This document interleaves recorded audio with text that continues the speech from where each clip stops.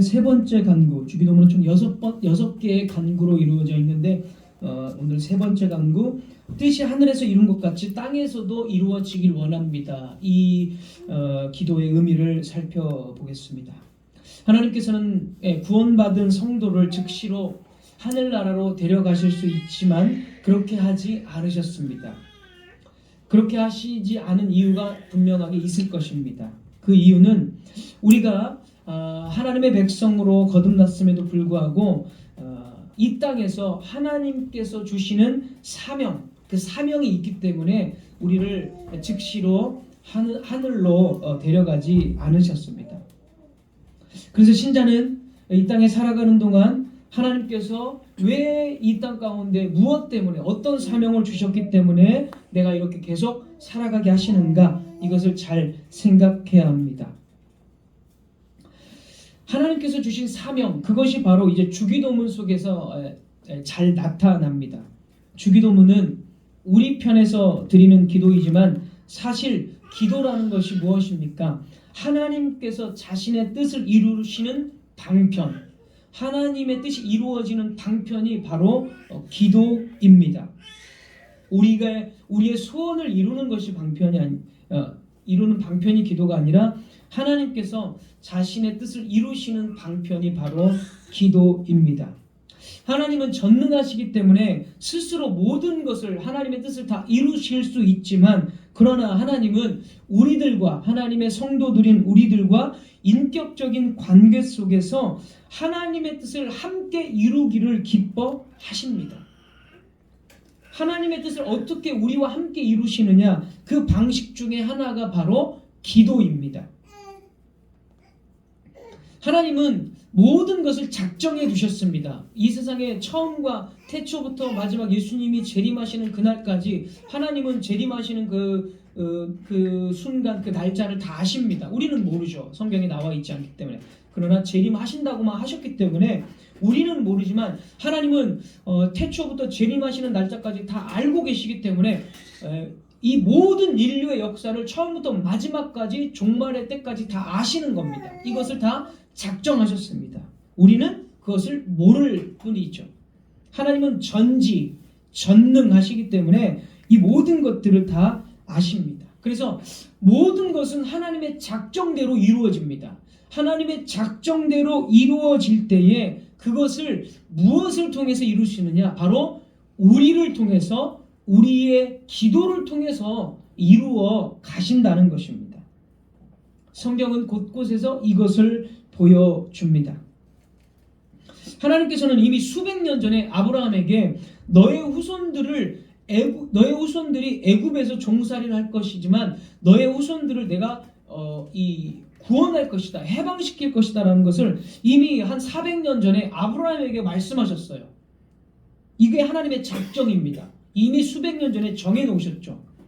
그리고 실제로 아브라함의 후손들은 애굽으로 내려가게 되고 애굽에 내려가서 번성하게 되면서 애굽에서 종살이를 실제로 하게 됩니다.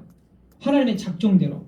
그런데 하나님은 애굽에 종살이하는 이 이스라엘 백성들을 해방시키시겠다고 이미 작정을 하셨고 아브라함에게 약속하셨습니다. 그 일들이 출애굽기에 보면 실제로 일어납니다. 그런데 중요한 것은 이스라엘 백성들을 탈출하실 때에 아무런 그런 것이 없이 그냥 자동적으로 탈출시킨 것이 아니라 먼저는 이스라엘 백성들로 하여금 기도하게 하셨다는 겁니다. 출애굽기 2장 23절입니다. 출애굽기 2장 23절. 여러 해 후에 애굽 왕은 죽었고 이스라엘 자손은 고된 노동으로 말미암아 탄식하며 부르짖으니 그 고된 노동으로 말미암아 부르짖는 소리가 하나님께 상달된지라. 이스라엘 백성들은 애굽에 종살이하면서 부르짖었습니다. 기도했습니다. 왜 기도했을까요? 아브라함에게로부터 주어진 약속이 있기 때문에 그 약속을 가지고 기도한 거예요. 즉 하나님께서 우리를 좀 해방시켜달라고, 어떻게 기도했는지가 정확하게 나오지는 않지만 그거를 기도한 겁니다. 그 기도를 하나님이 들었다라고 이야기됩니다. 여기 본문에. 그러니까 그 기도를 들으시고 애굽에서 이스라엘 백성들을 탈출시킵니다. 자동적으로 아무것도 안 해도 우리가 하나님이 탈출시키시겠지 이런 게 아니에요. 작정하셨지만, 탈출은 작정되었지만 이스라엘 백성들로 하여금 그 작정을, 하나님의 뜻을 이루시기 위해서 기도하고 부르짖도록 만드십니다. 엘리야의 기도 역시 마찬가지입니다. 비를 내리시기로 하나님은 작정을 하셨지만 엘리야는 간절히 기도합니다. 비를 내려달라고. 그러자 하나님은 비를 내려주십니다. 이스라엘에. 비를 내려주시는 것은 하나님의 뜻이었고 하나님의 작정이었지만 엘리야의 간절한 기도를 통해서 그 뜻을 이루십니다. 그래서 기도라는 건 하나님의 뜻을 바꾸는 행위가 아니라 하나님의 뜻이 이 현실 속에서 이루어지는 방편이자 통로다라는 것을 성경이 말해주고 있습니다. 그래서 우리가 주기도문을 할 때에 이름이 거룩히 여김을 받으시옵소서, 나라가 임하시옵소서, 뜻이 하늘에서 이루어진 것 같이 땅에서도 이루어지게 하옵소서. 이 모든 기도들은 내 소원을 말하는 기도가 아니라 하나님의 뜻이 이루어지기를, 전체가 다 하나님의 뜻이잖아요. 사실 하나님의 뜻이 이루어지기를 원하는 기도가 됩니다. 그래서 기도는 하나님의 뜻을 이루는 수단이자 통로다, 이렇게 제가 말씀을 드리는 겁니다. 자, 먼저 하나님의 뜻은 하늘에서는 완전하게 이루어졌습니다. 우리 주기도문 보면 뜻이 하늘에서 이루어진 것처럼, 하늘에서는 뜻이 이루어졌다는 거예요. 하나님의 뜻이. 근데 땅에서는 이루어지지 않았다는 거죠. 우리가 성경에서 보면 가끔이 아니라 사실 자주 나오는데, 성경에는 천상, 그러니까 참 하늘의 모습을 이게 비춰줄 때가 있습니다. 묘사할 때가 있습니다. 선지자들이. 그럴 때 보면 하늘에는 천군 천사들이 하나님의 뜻에 복종하고 노래하는 모습들이 나옵니다. 이사야 6장 1, 2, 3절에도 나오고, 또 요한계시록에 보면 요한이 하늘의 모습을 딱 보게 되는데, 그 모습에는 천사들과 함께 이미 하늘에 있는 그 죽은 성도들, 그러니까 하나님께로 간 성도들이 하나님 천사들과 함께 찬송하고 노래하는 모습들이 나옵니다. 그러니까 하늘은 하나님의 뜻이 완벽하게 이루어진 곳입니다. 오직 찬송과 하나님의 뜻에 순종하는 천사들이 있고, 그 다음에 하나님이 계시는 그 하늘에는 죄가 없습니다. 반역이 없다는 뜻이에요. 그러니까 하늘은 하나님의 뜻이 완전히 이루어진 영역입니다. 그러나 땅은 그렇지 않다는 거죠. 하나님께서 창조하셨을 때, 에덴 동산을 만드셨을 때, 죄가 없었을 때는 하나님의 뜻이 땅에서도 완전히 구현되었습니다. 하나님의 나라였어요. 이 땅들 완전한 하늘을 복사해서 만든 게 이 땅에서의 하나님의 나라였습니다. 그런데 아담과 하와가 타락하고 죄로 말미암아 땅이 하나님에 대한 반역이 일어났습니다. 그래서 하나님의 뜻이 땅에서 완전히 구현되지 못했습니다. 계속 거부하고 반역하는 일들이 계속 일어났습니다. 그럼에도 불구하고 하나님은 이 땅을 어떻게 하시죠? 하나님의 뜻이 이루어지도록 계속해서 일하신다는 거죠. 하나님은 자신의 뜻이 땅에서 이루어지도록 멈추지 않으십니다. 한번 인간이 반역하고 인간이 하나님을 계속 거부할지라도 그래 멈추고 땅을 포기해야 되겠다, 이런 분이 아니라, 그럼에도 불구하고 이 땅이 하나님의 뜻이 이루어지도록 계속해서 멈추지 않으시고 일하신다는 겁니다. 그 일하심의 증거가 또 뭐죠? 사람을 부르신다는 거죠.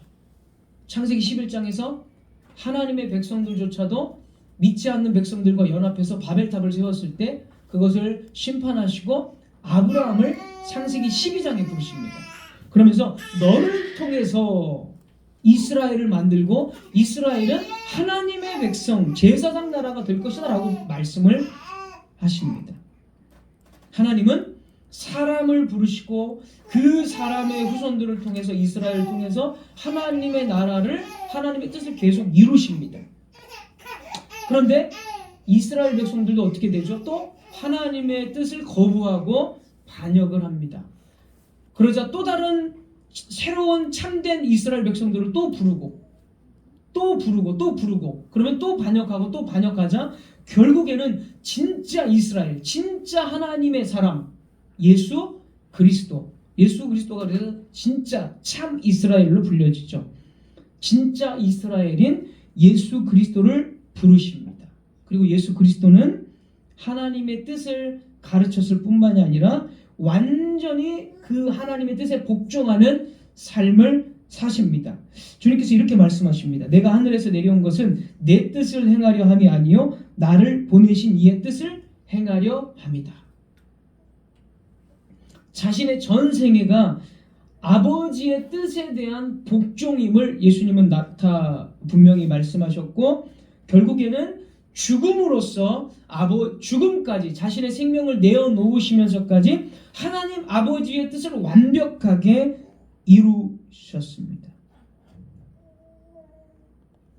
그리고 십자가에서 죽으심으로써 예수님은 하나님의 백성들이 이제는 하나님의 뜻을 이룰 수 있도록 그 길을 여셨습니다. 왜냐하면 인간은 어떻습니까? 죄로 인해서 하나님의 뜻을 계속 반역하고 거부합니다. 그런데 예수님께서 십자가에서 죽으심으로 말미암아 우리들의 죄를 제거해 주시고 용서해 주심으로 우리에게는 또 다른 하나의 기능이 또 생겼습니다. 우리는 타락한 본성이 있지만 그럼에도 불구하고 예수님으로 인해서 성령으로 인해서 또 다른 기능, 하나님의 뜻에 복종할 수 있는 또 다른 기능이 우리 안에 심겨졌어요. 그게 이제 바울은 육체의 소욕과 성령의 소욕이다 이렇게 말을 하고 있죠. 그래서 육체의 소욕은 여전히 가지고 있지만 또 다른 소욕, 성령께서 예수님의 십자가의 피로서 새로운 이 기질, 새로운 기능, 죄를 이길 수 있고 죄와 타협하지 않고 하나님의 뜻에 복종할 수 있는 성령의 소욕을 우리에게 심어주셨어요. 그래서 예수님의 피 흘리시고 죽으심은 우리가 하나님의 뜻을 복종할 수 있는 그 기능을 우리에게 주신 거예요. 그래서 교리문답이 이렇게 말합니다. 교리문답 보면 두 번째 줄 우리와 여기 보시면 우리와 모든 사람들이 자기 자신의 뜻을 버리고 유일하게 선하신 주님의 뜻에 불평 없이 순종하게 하옵소서. 우리는 거역하는 사람이지만 예수님의 피와 성령께서 새로운 본성을 심어주셨기 때문에 이제는 이렇게 기도할 수 있게 되는 거예요. 내 뜻을 이제 내려놓고 하나님의 뜻에 불순종 없이 순종하게 해주십시오. 이렇게 주기도문을 가지고 우리가 기도할 수 있게 되었다는 것입니다. 이렇게 함으로써 우리의 뜻이 이루어지는 것을 금하고 멈추고 내 안에서도 내 생활 속에서도 내 계획 속에서도 내 계획이 아니라 주님의 뜻이 이루어지도록 이제는 기도할 수 있는 존재가 비로소 되었습니다. 이것을 통해서 어떻게 하신다고요? 주님은 나의 기도를 통해서 하나님의 뜻이 이 땅에서 이루어지도록 계속 확장해 나가신다는 거죠. 예수님이 아니고서는 우리는 그렇게 할 수가 없어요. 내 욕심, 나의 나라, 나의 뜻을 위해서만 살아요. 예수님이 아니고서는, 성령이 아니고서는. 그러나 예수님과 성령의 사역으로 말미암아 이 땅에 하나님의 나라가 하나님의 뜻이 이루어지도록 우리는 이제 기도할 수 있게 되었습니다. 그래서 주님은 나의 기도를 통해서 이 땅에 하나님의 뜻이 하나님의 나라가 더 확장되고 세워지기를 원하시는 것입니다. 그래서 우리는 그렇게 기도해야 합니다. 자, 그러면 이제 두 번째로 하나님의 뜻이 무엇인가 이것을 좀 잠깐 살펴보겠습니다. 그러면 하나님의 뜻이 이루어지게 해주십시오 이렇게 기도하는데 구체적으로 그럼 하나님의 뜻이 무엇입니까? 두 번째 하나님의 뜻이 무엇인가? 하나님의 뜻은 계시된 뜻을 의미하는데 이 말은 즉 성경에서 성경이 바로 하나님의 뜻입니다. 성경은 전체가 하나님의 뜻이고 이 안에는 특별히 하나님의 계명들이 있습니다. 계명들. 하나님의 뜻을 이렇게 우리가 잘 이렇게 분별할 쉽게 헷갈리지 않고 볼 수 있도록 하나님의 뜻을 이렇게 계명으로 계명들이 있습니다. 명령이라고도 할 수 있죠. 하지 말라, 해라, 뭐 이런 명령들. 그래서 하나님의 뜻은 성경이고 하나님의 계명이다라고 할 수 있습니다. 우리는 하나님의 뜻을 행해야 되고 하나님의 명령, 이 계명에 순종을 해야 합니다. 그 다음에 이 하나님의 계명에는 또 이제 하나님의 뜻은 무엇이 있냐면 예수 그리스도를 믿는 것이 하나님의 뜻이다라고 이야기를 합니다. 요한복음 6장 29절입니다. 6장 29절. 요한복음 6장 29절. 하나님께서 보내신 이를 믿는 것이 하나님의 일이니라. 하나님이 보내신 예수님을 믿는 것이 하나님의 뜻이며 하나님의 일입니다. 그러니까 예수 그리스도를 믿는 게 또 하나님의 뜻입니다. 요한복음 6장 40절에서도 요한복음 6장 40절. 내 아버지의 뜻은 내 아버지의 뜻 하나님이죠. 하나님의 뜻은 아들을 보고 믿는 자마다 영생을 얻는 이것이니 하나님의 뜻은 예수님을 믿고 영생을 얻는 것. 이게 하나님의 뜻입니다. 영생이라는 것은 여기서는 죽어서 천국 가는 걸 의미하는 게 아니고 여기서 영생이라는 것은 하나님과 더불어 사는 것. 예수님을 믿음으로 하나님께 늘 나아가고 하나님과 교제하며 사는 것. 이게 영생입니다.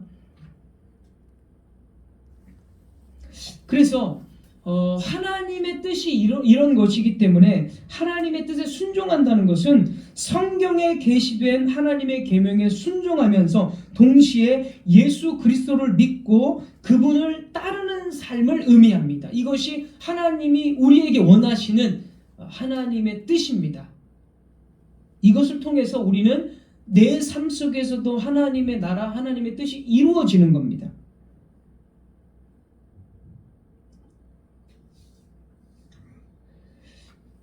예수님을 믿고 그의 계명을 따라 사는 삶. 따라서 하나님의 뜻이라는 것은 하나님의 계명을 따라서 거룩하게 살아가라는 부르심이며 그리스도의 생명에 참여하라는 것이고 이것이 바로 하나님과 또한 교제하는 것입니다. 그리고 우리는 하나님의 뜻에 대해서 한 가지 더 생각할 것이 있는데 이거 아까 이제 지금까지 말씀드린 것이고 그리고 우리의 전 생활에서 하나님의 뜻이 어떻게 적용되는지를 이제 또 세 번째로 좀 살펴보겠습니다. 세 번째로 하나님의 뜻이 성경과 예수 그리스도를 따르는 것이고 세 번째 그러면 하나님의 뜻이 우리의 일상생활에서 어떻게 적용되는가 이거를 좀 살펴보겠습니다.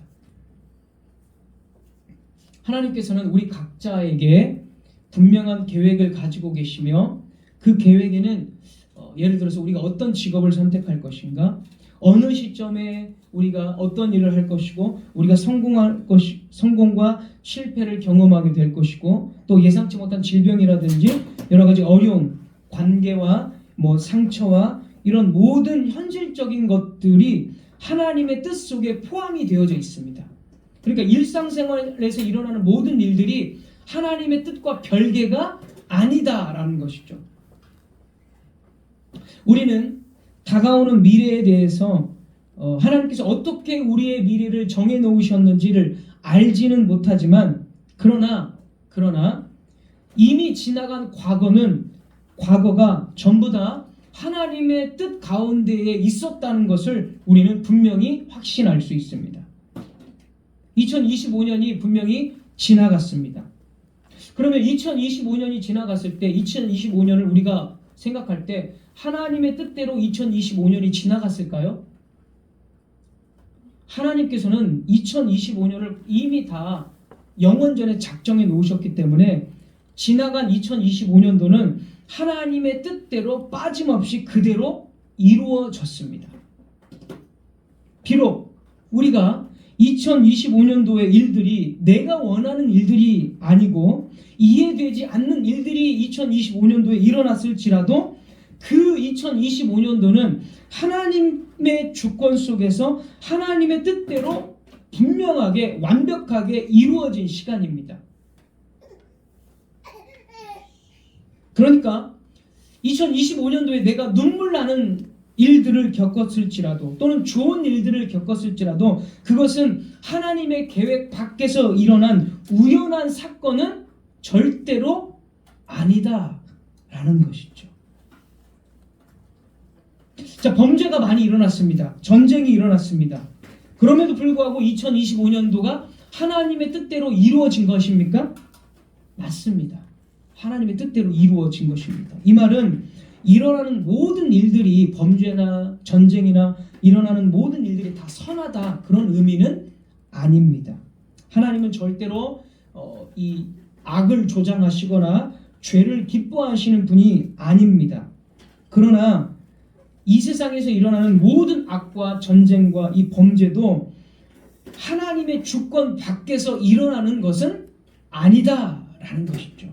모든 것은 하나님의 뜻과 작정이 있었기 때문에 일어난 것입니다. 전쟁과 범죄, 불의와 폭력은 하나님의 거룩한 뜻 그 자체는 아니지만 그럼에도 그 죄악의 현실 속에서도 하나님은 자신의 뜻대로 이 세상을 이루어 가셨다라는 거예요.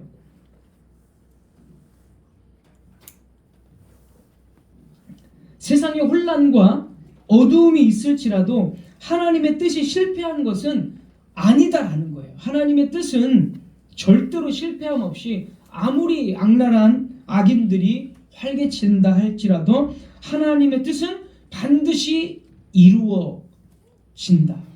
그 뜻을 향해서 이 세상의 역사는 이루어져 가고 있다는 것입니다.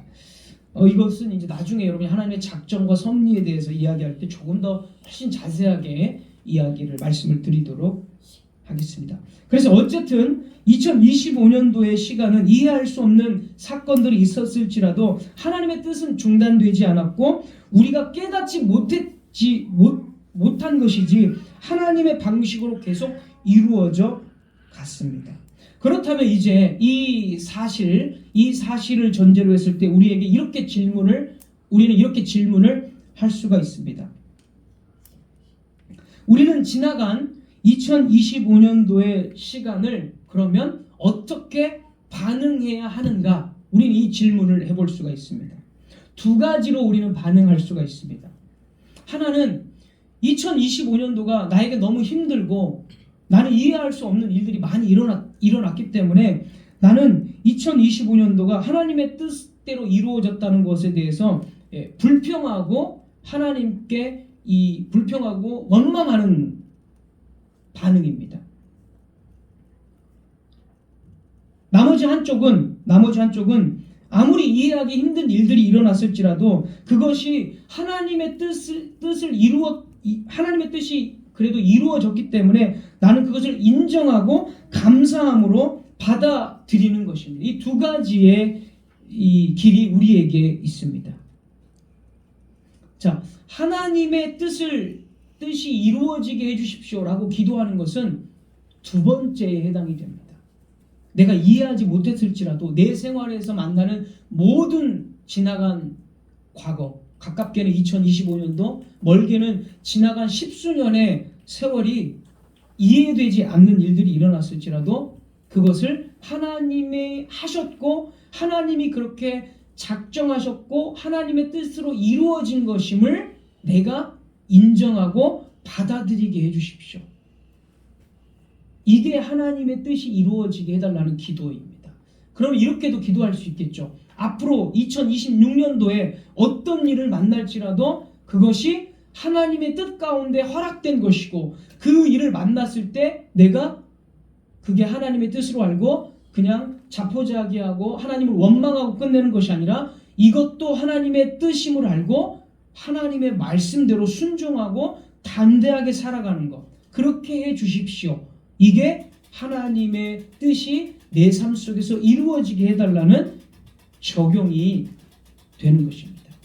이것을 하나님의 뜻으로 나는 인정하지 못하겠습니다. 2025년도 나는 너무 힘들었기 때문에 인정하지 못하겠습니다. 2026년도 아주 불공평한 일을 만나면 나는 그것이 하나님의 뜻임을 인정하지 못하겠습니다. 이것은 우리 주기도문이 가르쳐주는 기도가 아니다라는 것이죠. 이건 여전히 내가 이해되도록 내 뜻대로만 이루어져야 됩니다. 이런 기도가 되는 것이다. 이렇게 여러분이 이해를 해야 됩니다. 그래서 하나님의 뜻이 땅에서도 이루어지게 해주십시오. 내 삶에도 이루어지게 해주십시오. 이 기도는 모든 일들이 하나님의 뜻이고 그 뜻이 내가 이해하지 못할지라도 나는 받아들이고 오히려 감사하고 더 말씀에 순종하게 해주십시오. 이해되지 않을지라도 이렇게 기도함으로써 하나님의 뜻은 내 안에서 이루어지고 내 안에는 역시 또 하나님의 나라가 또 이렇게 이루어지는 것입니다. 우리는 늘 하나님의 뜻을 놓고 순종하게 해주십시오. 또 그 뜻에 감사하게 해주십시오. 우리는 이렇게 기도해야 하는 것입니다. 우리는 하나님의 뜻에 순종할 수 있는, 하나님의 계명에 순종할 수 있는 은혜와 힘을 달라고 기도해야 합니다. 그리고 이해되지 않는 일들이 일어날지라도 그것이 하나님의 뜻이며 계획임을 받아들일 수 있는 믿음과 은혜를 달라고 역시 기도해야 합니다. 비록 우리가 어려움과 눈물 나는 일들을 만날지라도 하나님의 뜻에 반감을 갖는 것, 그 일이 왜 일어났냐고 하면서 불평을 하는 것은 하나님의 뜻이 아니죠. 확실히 아닙니다. 그러니까 우리는 그렇게 불평을 가져서는 안 됩니다. 우리가 오래전에 배웠던 하이델베르크 제1문, 우리가 124문이니까요. 1문 배웠을 때 벌써 2년 전인데 제1문의 답에서 이렇게 말합니다. 제1문의 답. 하늘에 계신 아버지의 뜻이 아니고는 나의 머리털 하나도 상하지 않도록 나를 지켜주시고 참으로 이 모든 것이 합력하여 나의 구원을 이루어 주신다. 이렇게 우리 일문할 때 이렇게 고백을 했습니다. 모든 일들이 하나님의 뜻이 아니고서는 일어날 수 없다. 그리고 불행한 일들이 일어나도 이 모든 것은 합력하여서 선으로 갚아주신다. 선으로 나의 구원을 이루어 주신다. 이 고백을 하는 것이 하나님의 뜻입니다.